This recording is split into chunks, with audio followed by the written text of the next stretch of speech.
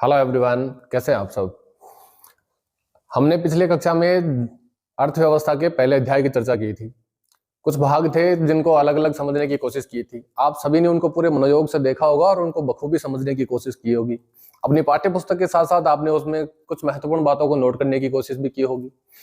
इसी कड़ी में हम आगे बढ़ते हुए आज अगले अध्याय की चर्चा करेंगे। कक्षा 10 में एनसीईआरटी की पुस्तक आर्थिक विकास की समझ को आगे जो दूसरा अध्याय है उससे हम अब आज शुरुआत करेंगे।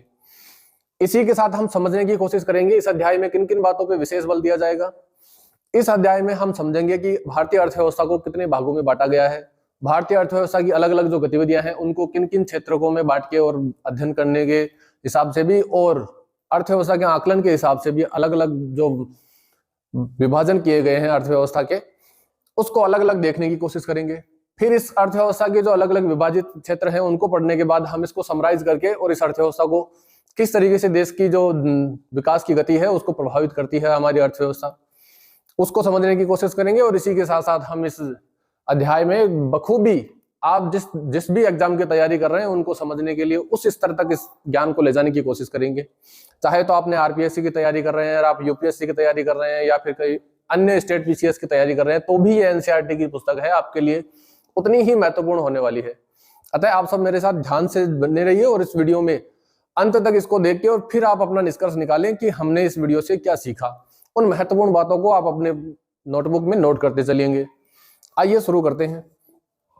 अध्याय 2 का शीर्षक है भारतीय अर्थव्यवस्था के क्षेत्रक। अर्थव्यवस्था के क्षेत्रक क्या होते हैं? अर्थव्यवस्था में जब हम अलग अलग गतिविधियों को देखते हैं तो उन गतिविधियों को हम अलग अलग दृष्टिकोण से समझने की कोशिश करते हैं। जैसे कुछ लोग हैं जो उत्पादन की सेवाओं में शामिल हैं, कुछ लोग हैं जो सेवा मुहैया करवाते हैं और कुछ लोग हैं जो कृषि जैसे क्षेत्रों में शामिल हैं।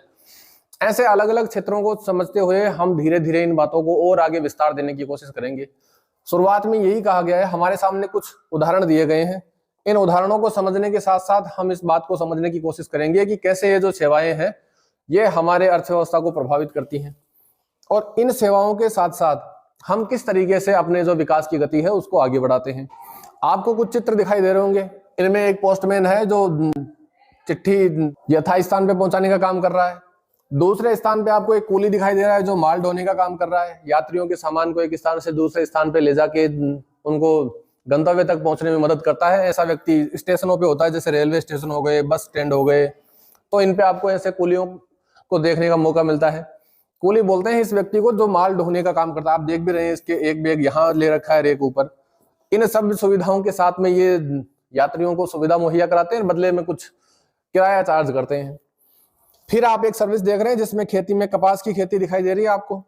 उसमें कपास के फूलों को इकट्ठा किया जा रहा है, उसके बाद में आगे की प्रक्रिया के माध्यम से उसको और उपयोगी बनाने के लिए अन्य क्षेत्रों में इसका उपयोग किया जाएगा। वो भी हम इसी अध्याय में आगे समझने की कोशिश करेंगे। यहाँ पे आपको कपड़ा विक्रेता दिखाई दे रहे हैं।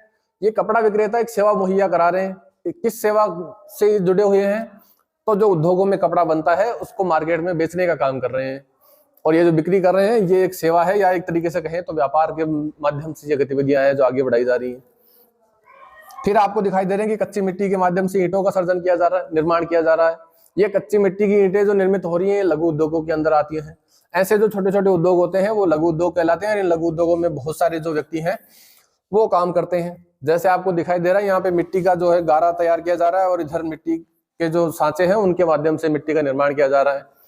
ये अलग अलग सेवाएं हमारी अर्थव्यवस्था के अलग अलग दृष्टिकोण पे हमारी नजर डालने का एक बिंदु मुहैया करवाती हैं। ये दर्शाती हैं कि हमारे भारत की जो पूरी अर्थव्यवस्था है उसके अंदर अलग अलग जो प्रकार की सेवाएं हैं, जो उत्पादन की सेवाएं हैं, कृषि संबंधी सेवाएं हैं, उन सबको मिला के हम कैसे हमारे देश की अर्थव्यवस्था को एक समेकित अर्थव्यवस्था के रूप में अध्ययन के लिए तैयार करते हैं। इसी में जब हम सेवा क्षेत्र, कृषि क्षेत्र और उद्योग क्षेत्र, जिन 3 क्षेत्रों में बांटा गया है हमारी अर्थव्यवस्था को, उन तीनों क्षेत्रों का अध्ययन करेंगे। चलिए अब आगे चलते हैं और शुरुआत करते हैं। जैसे यहाँ पे आपको कुछ चित्र दिखाई दे रहे हैं जिसमें प्राथमिक क्षेत्र दिया हुआ है, द्वितीय क्षेत्र दिया हुआ है, तृतीय क्षेत्र दिया हुआ है ना। द्वितीय ये थोड़ा सा कटा हुआ है, अभी हम इस पर चर्चा करेंगे। हमारी अर्थव्यवस्था को 3 भागों में बांटा गया है। कौन कौन से 3 भाग हैं? भारत की अर्थव्यवस्था है जो 3 भागों में बटी हुई है। अब इन 3 भागों को 3 नाम दिए गए हैं अलग अलग। 3 नाम क्या क्या है? पहले को प्राथमिक क्षेत्र कहते हैं, दूसरे को द्वितीय क्षेत्र कहते हैं, तीसरे को तृतीय क्षेत्र कहते हैं।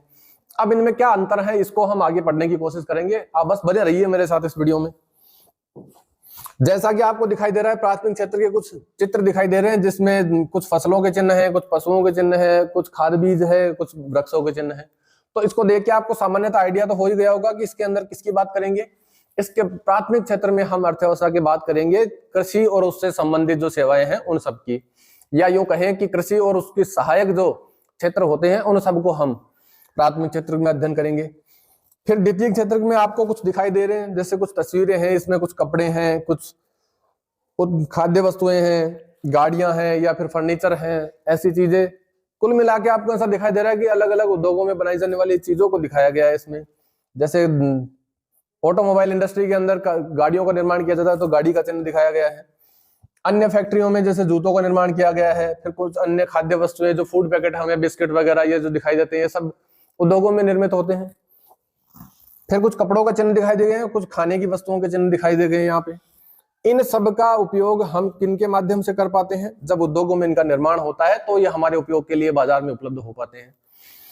इसी आधार पे हम आगे बढ़ते हैं तो तीसरे क्षेत्र की बात करेंगे। तीसरे क्षेत्र में क्या कहा गया है, अभी हम केवल सामान्य परिचय की बात कर रहे हैं, इनको विस्तार से समझने के लिए अभी धीरे धीरे हम आगे बढ़ेंगे इसके अंदर, है ना।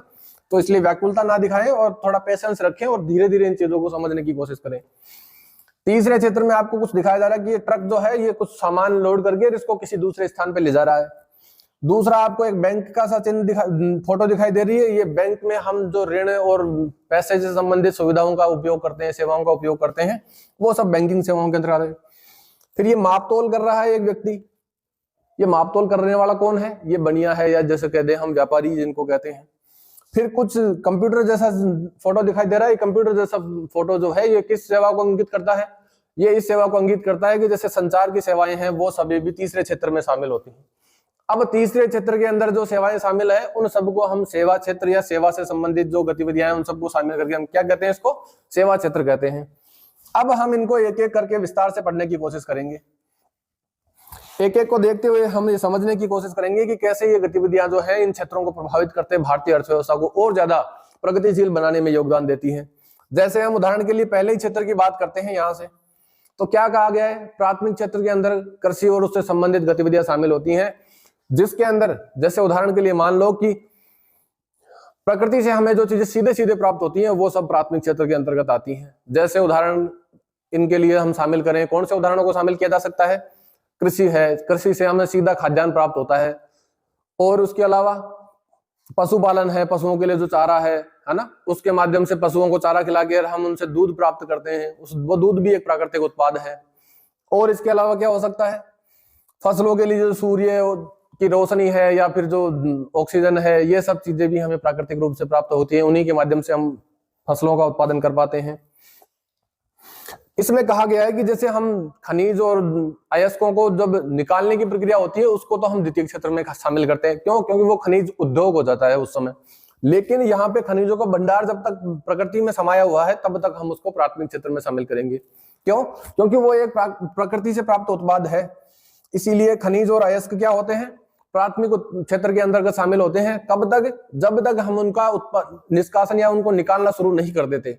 जैसे ही हमने उन उत्पादों को, खनिजों और उनके अयस्कों को निकालना शुरू कर दिया, उसके तुरंत बाद वो औद्योगिक प्रक्रियाओं के अंतर्गत ऐसा करने में सक्षम होते हैं, तो इसलिए हम उसको खनिज उद्योग के नाम से जानते हैं। इसलिए थोड़ा विशेष ध्यान देने की जरूरत है। खनिज और अयस्क प्राथमिक क्षेत्र में भी आते हैं और द्वितीय क्षेत्र में भी आते हैं। अंतर आपको बखूबी समझ में आ ही गया होगा, है ना।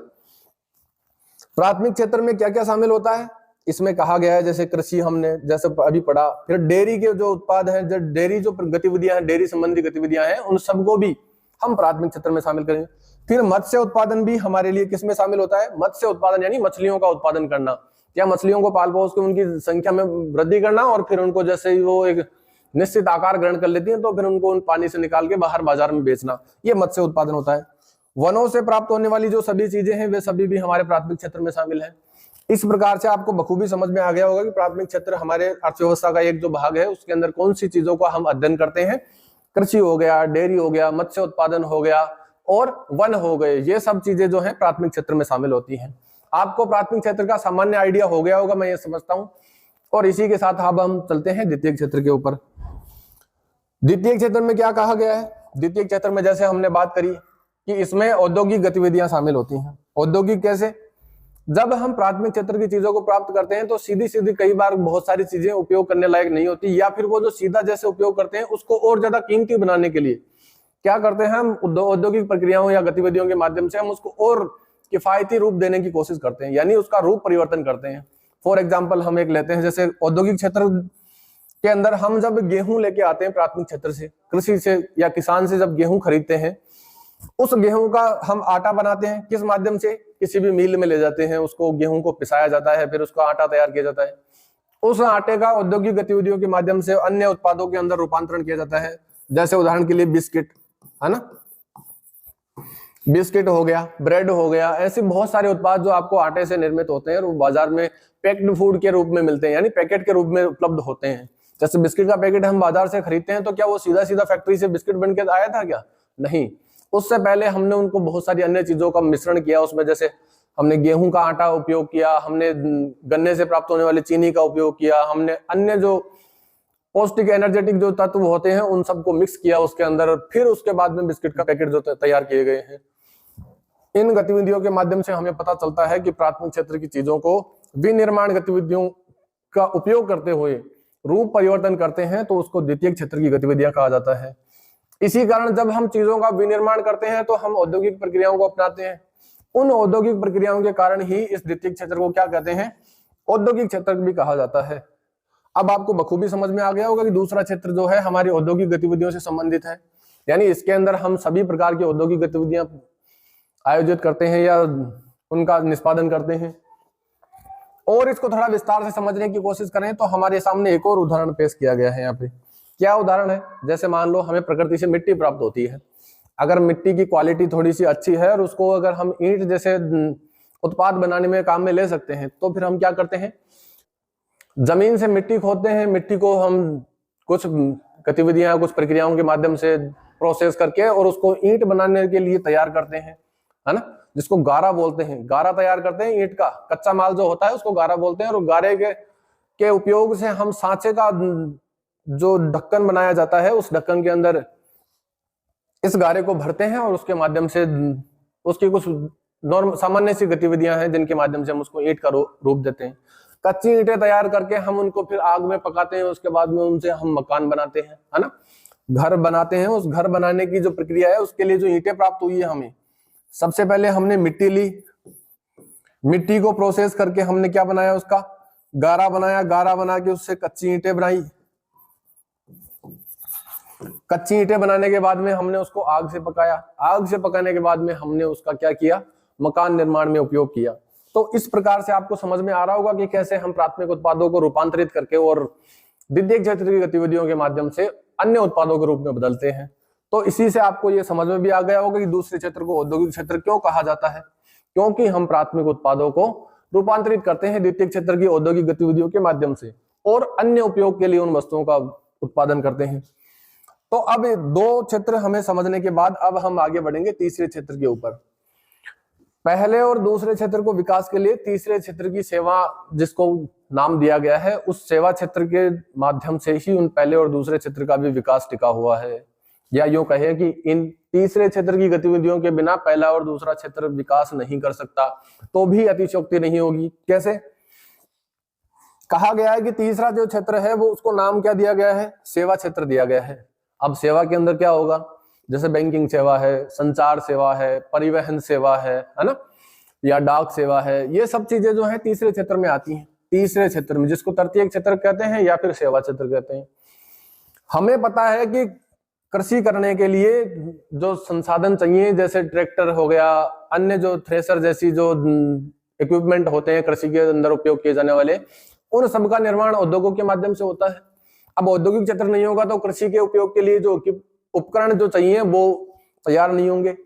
कृषि नहीं होगी तो फिर सेवा का क्या उपयोग होगा, कोई उपयोग नहीं होगा, क्योंकि कृषि से हमें खाद्यान्न वस्तुएं प्राप्त होती हैं, अन्य जो पहनने के कपड़े के लिए जो कपास का फसल होती है वहां से हमें रेशा प्राप्त होता है, उस रेशे से हम धागा बनाते हैं, फिर कपड़ा बनाते हैं। ऐसी बहुत सारी चीजें हैं जो एक दूसरे पे इंटरडिपेंडेंट है ना, एक दूसरे पे निर्भर है यूं कहें तो। इसीलिए कहा गया है कि तृतीय क्षेत्र पहले दोनों क्षेत्रों की विकास की गति को तेज करने में सहायता करता है। कैसे? मान लीजिए किसी किसान ने अनाज उत्पादन किया, है ना, ये प्राथमिक क्षेत्र की गतिविधि हो गई। अनाज को अब कोई मिल मालिक या कोई फैक्ट्री कारखाने का मालिक खरीदना चाहता है, खरीद लिया, ठीक है, खरीद के वो अपनी फैक्ट्री तक ले जाएगा उसको, तो उसको परिवहन की आवश्यकता होगी। सही बात है। परिवहन के माध्यम से वो सेवा का उपयोग कर रहा है और अनाज के माध्यम से वो प्राथमिक क्षेत्र की वस्तुओं का उपयोग कर रहा है।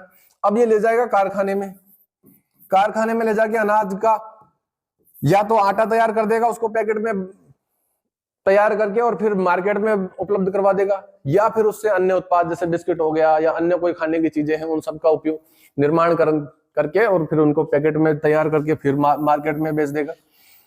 तो उसके लिए भी सेवा क्षेत्र भी जरूरी है और प्राथमिक कृषि क्षेत्र भी जरूरी है। समझ में आया? इसीलिए कहा गया है कि ये जो तीनों क्षेत्र हैं भारत की अर्थव्यवस्था को पूरे तरीके से डिस्क्राइब करते हैं और पूर्ण रूप से उस अर्थव्यवस्था का जो वृद्ध आकार है उस आकार को अपने अंदर समावेश करते हुए निरंतर गतिमान बनाए रखते हैं। तो हमें यहाँ समझ में आना चाहिए कि जो तीसरा सेवा क्षेत्र है ये पहले दोनों क्षेत्रों को तो प्रभावित करता ही है, साथ ही साथ इसमें कुछ खास सेवाएं हैं जो इसमें शामिल है और उनके माध्यम से हम हमारे जीवन को और सरल बना सकते हैं। जैसे उदाहरण के लिए हमें यातायात के साधनों की जरूरत पड़ती है ना, सड़कें हैं, रेल मार्ग है, ये सब सेवाएं ही तो हैं। हमें बैंकों की जरूरत पड़ती है, किस लिए? हमारे पास अगर अतिरिक्त धन है तो उसको जमा करने के लिए, और अगर कम धन है तो ऋण लेने के लिए। हमें व्यापारी की जरूरत पड़ती है, अगर व्यापारी सामान का व्यापार नहीं करेंगे तो फिर वस्तुएं एक स्थान से दूसरे स्थानों पर कैसे पहुंचेंगी, इसलिए व्यापारी सेवा उपलब्ध करवाता है। हमें संचार के साधनों की जैसी आदत पड़ी है आज के समय में, इसको तो हम नकार ही नहीं सकते।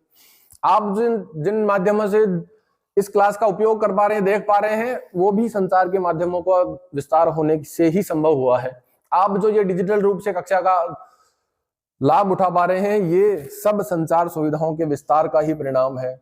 अतः संचार सुविधाएं हमारे लिए अति महत्वपूर्ण आज के समय में कहें तो अतिशयोक्ति नहीं होगी, क्योंकि हम सुबह से लेकर शाम तक की गतिविधियों में संचार के संसाधनों का, जैसे मोबाइल फोन का उदाहरण लीजिए, तो मोबाइल फोन का कितना उपयोग करते हैं, जिसके माध्यम से हम बार बार, हजार बार यूं कहें कि दिन में कामों में और सरल तरीके से उस काम को अंजाम देने के लिए संचार साधनों का उपयोग करते हैं। साथ ही साथ हम यातायात का उपयोग करते हैं एक स्थान से दूसरे स्थान पे। आज के समय तो प्रदूषण को कम करने के लिए सरकार भी इन चीजों को बढ़ावा देती है। कैसे? सरकार इस बात को ज्यादा प्रोत्साहित करती है और कहती है कि व्यक्तिगत संसाधनों का या व्यक्तिगत यातायात के साधनों का उपयोग करने के बजाय हमें पब्लिक ट्रांसपोर्ट का उपयोग करना चाहिए।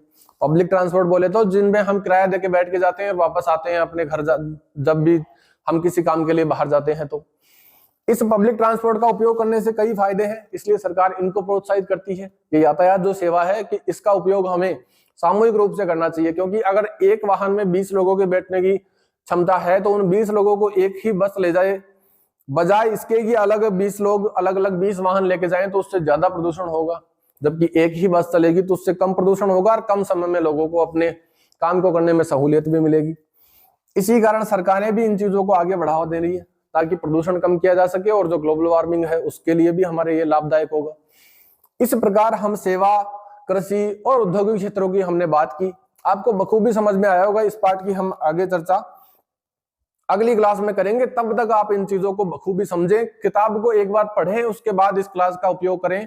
और अगर आपने पिछला पार्ट नहीं देखा है, उसके 4 लेक्चर इस चैनल पे अपलोड किए जा चुके हैं ऑलरेडी, आप उनको पहले देखिए, उसके बाद में आगे आइए, क्योंकि क्रमिक रूप से जिस तरीके से पाठों का समावेश पाठ्य पुस्तक में किया गया है वो आपको क्रम से आगे बढ़ाने का प्रयास किया गया है उसमें, ताकि आप छोटी छोटी चीजों को पहले समझें, ताकि फिर बड़े जो पाठ है या जो बड़े कॉन्सेप्ट है उनको समझने में आपकी क्षमता है डेवलप हो सके।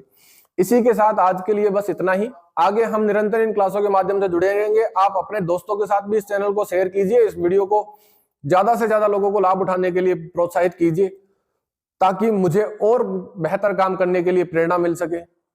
और लाइक, शेयर, सब्सक्राइब करना ना भूलें। धन्यवाद।